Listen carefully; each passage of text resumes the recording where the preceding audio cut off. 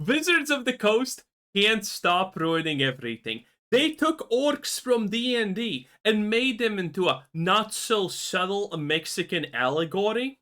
Then they are trying to ride the highway of Baldur's Gate 3's success, and now they're gonna make Baldur's Gate 4 because they think they can obviously make it better. Bunch of losers. Even though the last game they tried to do from Magic the Gathering was a complete disaster, and I'm not even talking about Arena, okay, here? They have introduced safe spaces and invoke exclusions in D&D in general. This is the oh my god I'm triggered sign, which is now an official D&D rule, by the way. Enjoy that. And they are doing so much more. They are absolutely pathetic. It is crazy. And, well, now they did something new.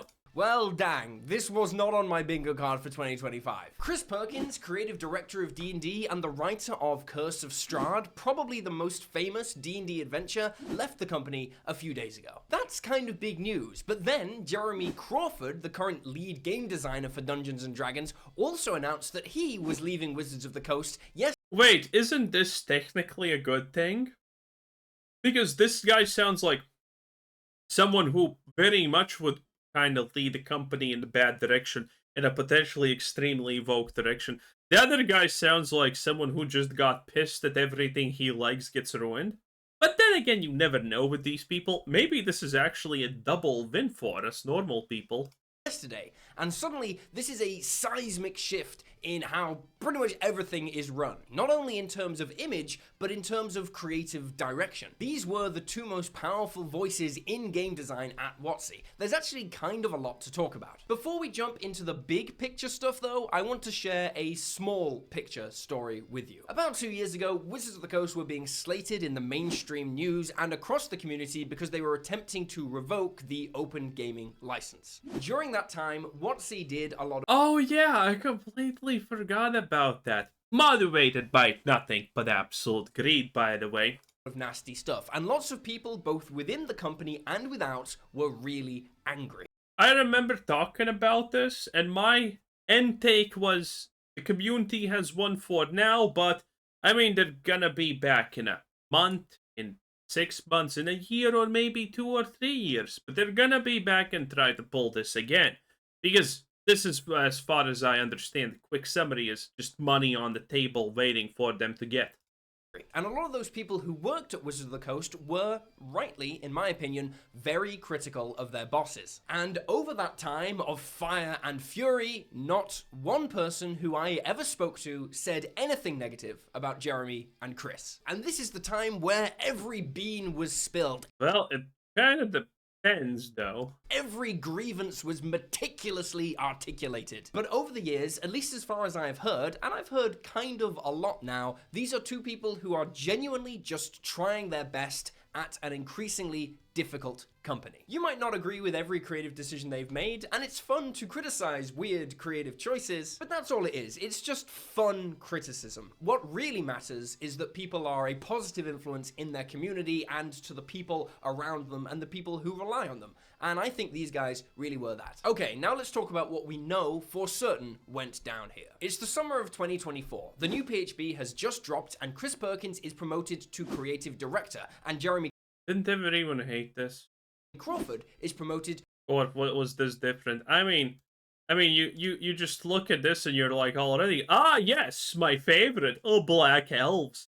Ah yes, a woman warrior because reasons. Not that, you know, there's the in D&D, sure, be a woman warrior, but the fact that this is like what you promote this shit with is, yeah, it's semi-questionable, okay? It's 40% questionable, if I'm being precise. Is promoted to creative director, and Jeremy Crawford is promoted to game director. These seem, at least at the time, like pretty important decisions. This doesn't feel temporary at all. This feels like a new horizon. Over the following few months, the rest of the core rulebooks are released to what I want to say is a medium to warm response from the community, and then 6 months later, both leaders announce they are leaving. Those are the straight facts, but there's a lot of stuff we know has definitely played a part in getting us to here. There's also stuff we can quite reliably infer if we look at the statements these two guys have made themselves and statements released by Hasbro. Because this marks the true end of the team that made D&D 5e the thing that it is today. Alright, nobody move! This Okay, I'm not sure if that's a good thing or a bad thing. I don't know enough about D&D's history. Are these the people responsible for the Mexican orc analogies and shit like that? Are they, or are they not happy about this? I can't tell. Again, it's kind of strange how every time people are talking about Wizards of the Coast, D&D, and all of these things, everyone's the good guy, but somehow we're constantly getting shit, and guess what? More shit? How is everyone the good guy? How is everyone not woke while all of these woke things are constantly happening? I feel that there's something big missing here in all of these explanations. Let's start by looking at the tweet Chris Perkins made to announce his departure. Today I retire from Wizards of the Coast after 28 years. With D&D's 50th anniversary wrapping up and the revised rulebooks doing gangbusters, this is the perfect fairy tale ending for me. I can't wait to enjoy D&D purely as a fan again, knowing the game is in good hands. See you in the Feywild. This is pretty standard stuff, I think. Says he's retiring and he says D&D is in good hands. I don't know if he's referring to the other game designers or to Hasbro there, but I'm going to assume he's referring to the game designers. The most interesting line is obviously this one, that the revised rulebooks are doing gangbusters. This is a direct counter from Perkins to the narrative of industry analysts who have been saying that the new rulebooks haven't been doing gangbusters at all. Yeah, I mean, everyone hates the new stuff. Again, did all of that vanish? D&D was a niche. A small niche that was played by nerds and things like that, right? And, well, some of them are probably woke, but I'm pretty sure this is just some kind of insane stuff that the woke people try to infiltrate because they saw an opportunity to subvert something, because that's like their fucking hobby at this point, right? And, well, D&D got infiltrated by that. You can hear a lot of stories now online and whatnot about people saying, okay, so we have this D&D session, and we're 5 people, and one of them is a woke lunatic. That demands that the DM respects their cat roleplay, and if everyone doesn't love it, then shit's gonna go down. And stuff like that. I'm pretty sure you also have heard stories like that. It's kind of insane. But for the most part, well, there are definitely some infiltrator lunatics in D&D. I'm pretty sure most people are very straight up against the woke stuff. At least relative to Hasbro's expectations. We saw Mike Merles do a breakdown recently, and he is a former creative director at WotC, and also by reputation, another very nice person. He does not seem the type to me to lie about the numbers being worse than they are. He speculated that the entirety of D&D 2024's core rulebooks have made less profit than Brandon Sanderson's single Kickstarter for his own Are the headphones like squishing his head, or what's happening here? Own TTRPG. Notably, Hasbro didn't even mention D&D in their last quarterly report after gassing it up for years as this huge incoming tidal wave of revenue. Various analysts who have run Hasbro's released figures also say that they indicate that D&D has actually gone down in profit in 2024 relative to 2023. But Chris takes time out of his farewell message to say, actually, it's doing amazing. It's doing... Well, yeah, maybe they asked him to do that. I mean, again, we know from general gaming, not just D&D, that the standards for woke, why am I using air quotes for that, for woke and a success are pretty insane, okay? You can make a game for 200 million, sell literally 500 copies, and get the studio shut down, and the woke people are gonna be success. Absolute success. These anti-woke idiots don't know what they're talking about. This game slapped. It was a success. Okay? I mean, there's still literally people trying to defend Dragon Age, the Veil Guard. And BioWare literally came out and said that, yeah, this was complete financial disaster. You still have that. Gangbusters. I think this is him just trying to head off any D&D Doom posting early. It's him saying, look, I have not been fired. I am leaving voluntarily. Everything is going well. Sounds bullshit. Which I think will be quite important to Chris in terms of legacy. Okay, listen. No one who gets promoted to one of the highest positions in the company and leaves 6 months later is like, oh, I actually wanted to leave all the time. Yeah, that doesn't really happen. Right? Like, Wizards of the Coast reputation has taken a big tumble in the last 4 years, but Chris has been there for the last 28. He was there in the good times, too. In fact, he's a huge part of why there were any good times at all. Of course, he's going to leave by gassing up his final project. Even if the numbers are below expectations, and I don't know if you can really tell, but even if they are, you can't expect the guy to be like, yeah, I'm leaving, by the way, D&D 2024 was a big disappointment, lamau. But the conspiracy theories really started to come out of the woodwork when Jeremy Crawford also announced that he was leaving. There's a rumor floating around that Hasbro are offering some kind of hugely lucrative exit package for employees over 50 to sweep them out of the company, but I can't really find a credible source on this. It just seems to be something that someone has said. Also, Jeremy Crawford's in his 40s, so at least here, that reasoning is just nonsense. What isn't nonsense, though, is that Chris Perkins and Jeremy Crawford have been the two biggest voices in D&D design since Mike Merle's left. And, you know, they're buddies, they're old chums. I wouldn't be surprised if one wanted to leave. Yeah, probably they're buddies. I mean, they spent like 20 years at one company. They probably know each other. The other might think, yeah, it's time for me to dip as well. I don't report on leaks. No. No. That is not a way that normal people fucking think, okay? If two people have worked in a place for 20 years and one leaves and there's no other person like being like, damn, I should just randomly leave also. Usually something happens. People do actually leave en masse. It does happen. And it's actually not even that uncommon, really. You know? You hear about that time to time. And typically that happens when shit is bad. Because typically the leadership is bad in some way. Typically it's like a lot of changes that no one likes and everything's fucked. That's when it happens, okay? Anymore, as you know, but for what it's worth, I still talk to people at Wizards of the Coast. If they've worked in those leadership positions for 6 months, this sounds more like I'm gonna take the increase in you know, recognition by a job. I'm gonna work there for a couple of months, and while nothing hits the fan, well, shit doesn't hit the fan, I'm gonna dip the fuck out. Okay? That's what it sounds like. It just sounds like a calculated move because these guys know it's fucking over. At least for them.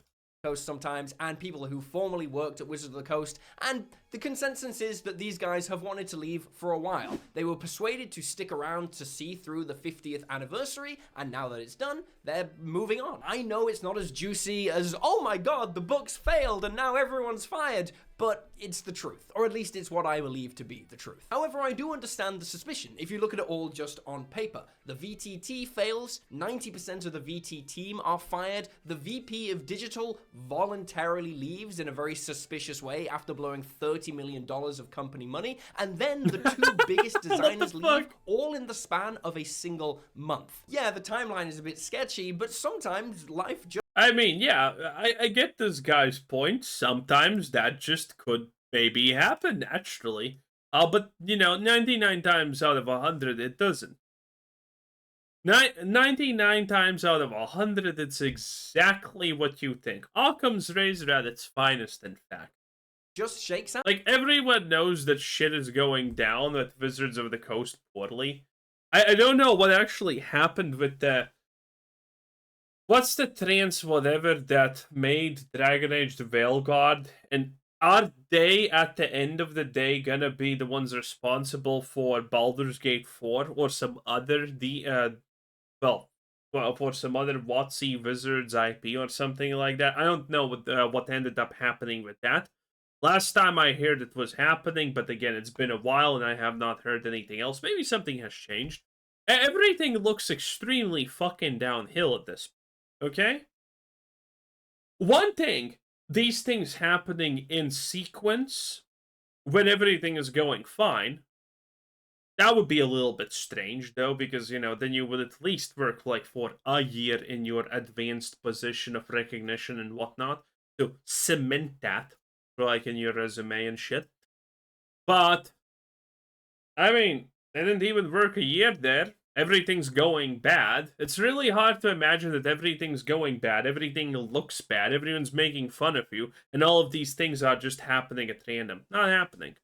Out that way. People on Reddit were even arguing that Sigil's failure was in some way these guys' fault, which is just nonsense. It's a completely different team. It had basically nothing to do with them at all. However, none of that changes the fact that yes, D&D is very clearly not where Hasbro wanted it to be when they drew up their big plans in 2021. D&D was supposed to be a billion-dollar brand by 2027-ish, if I recall, and that's a laughable suggestion now. Which kind of brings us to the broader point I wanted to discuss with the old guard leaving, and that is the executives at Hasbro and Wizards of the Coast meddling in the brand. The OGL was not a designer's choice. In fact, I've seen internal messages from some designers kicking off about it. I think people who criticize these designers basically overestimate their power to actually initiate change. I definitely did. I thought they had more that they could do. I think maybe they could have done a little bit more, but power is one of those things where whether you believe you have it or you believe you don't, you're right. The OGL, the Pinkertons, pretty much any controversy you want to name, the failure of Sigil, these are executive failures. They're not failures of the design team.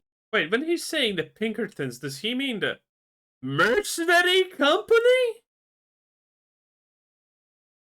And we've seen increased meddling from the executives in D&D in an attempt to monetize it, at the expense of people who work in the company and at the expense of the community. But we've already established that Chris and Jeremy are nice dudes, and they're not stupid, like they use the internet, presumably. They know about the accusations of abuse from within Wizards of the Coast. They know that some people have been mistreated in the past. They know that the Pinkertons was wrong. They know that the OGL was... Oh, wait. Was that Magic's controversy where someone got something sent to them fast or someone got a leak? And yeah, it was Wizards who said the Pinkertons after someone for leaking some shit.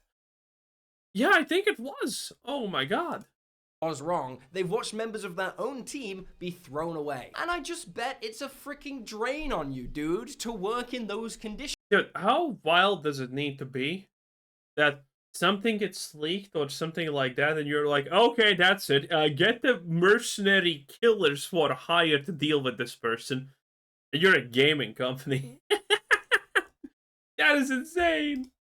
You are kind of the face of the brand, and the brand is being ruined by twats. And then people online are gonna think that you are one of the twats. D&D used to be kind of ignored by WotC executives and by Hasbro, and that's awesome if you're a designer. It means you've got total freedom. Then D&D suddenly starts making a little bit of money, and the corporate parasites start swarming over its body and making plans to drain its blood. Then you have to watch as Larian part ways with the company. You have to watch as controversy after controversy just rolls in.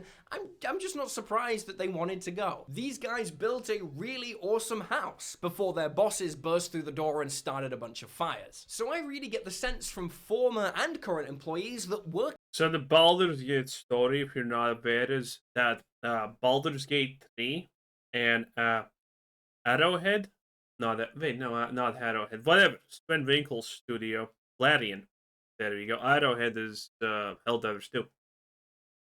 So the story behind that is that Larian hated working with Wizards of the Coast because it was just a pain. Okay, Wizards of the Coast demands how they do shit and things like that were absolutely a disaster. Like, working with Wizards of the Coast is borderline impossible in a complete. So Larian does not want to work with them again, but they themselves just have said that they don't want to deal with that shit again. Working on D&D used to be really different. It used to mean creative freedom. You could do kind of what you wanted. But after they made it successful, the response was more pressure, more deadlines, more money, always a demand for more money, and mistreatment of the community and even of your own people. It reminds me of Image Comics in the 90s, right? Marvel was getting so big and so much money, and they were treating their talent like crap, so the talent all left, founded their own company, and became multimillionaires. The designer pay is low at WotC. I think last I heard they pay independents 10 cents per word. Now, I pay 25 cents per word, and I'm a nobody. They are a billion-dollar company. Salaried designer positions pay a lot more, of course, but they're still far less than independent, successful designers. Like, I have no idea how to put anything of that in a reasonable way to understand. What is 10 or 25 cents per book? Does that average like a bread basket, or what the fuck are we talking about here? It's kind of hard for me to understand. By rights, all the creators of the 5e system should be multi-millionaires, if you ask me. And they're not. So maybe it is time that Chris and Jeremy make their own creative company. Maybe this is Image Comics, but for TTRPGs. That could be a reason why they're leaving basically at the same time, because they intend to... It's not gonna work. I remember this conversation when D&D started becoming shit and everyone was like, Pathfinder's a thing? How about we Pathfinder it up? And then Pathfinder's like, yeah, our sales are up like 1,000%. And that literally means like, oh, instead of 100 books, now they're selling 1,000. That's cool, and that's a fucking billion trillion % or whatever. But yeah, you're still selling one book for every 500 books that D&D is selling at the end of the day. So I mean, yeah, good for you. You became bigger, but you're not really winning now, are you? I think it's really hard to dethrone D&D in general because the old stuff still exists, and the old stuff is good, and people have no problem with it. Go into business together. Getting out of the corporate world is always a good thing. All big corporations are just filled with parasites. These executives haven't created a thing in their entire lives. They exist only to suck the blood out of the people who actually make the game. But of course, they might not be making their own company. It might not be that dramatic. They might just go on to fill their lives with something else. Maybe they could become sailors. I think they'd be good sailors. So good for them. No matter what they do, these boys will be just fine. But what does it mean for the future of Dungeons and Dragons? Yeah, that's my phone. If you rewind back to when 1D&D was first announced, just before the OGL controversy happened, pretty much everyone has gone from then to now. Cynthia Williams is gone, Kyle Brink is gone, Ray Winninger is gone, Perkins is gone, Crawford is gone, even Larian has gone. Chris Kao is also gone, the VP of Digital who was... Okay, so... you really think that this is just some kind of magic coincidence that everyone is just gone? Huh. Well, who knows? And, hey, addressing the AI apocalypse. Yeah, the AI is not going to really take over for a while now. Anyway, anyways, that was pretty much D&D Shorts 10 out of 10. Bye!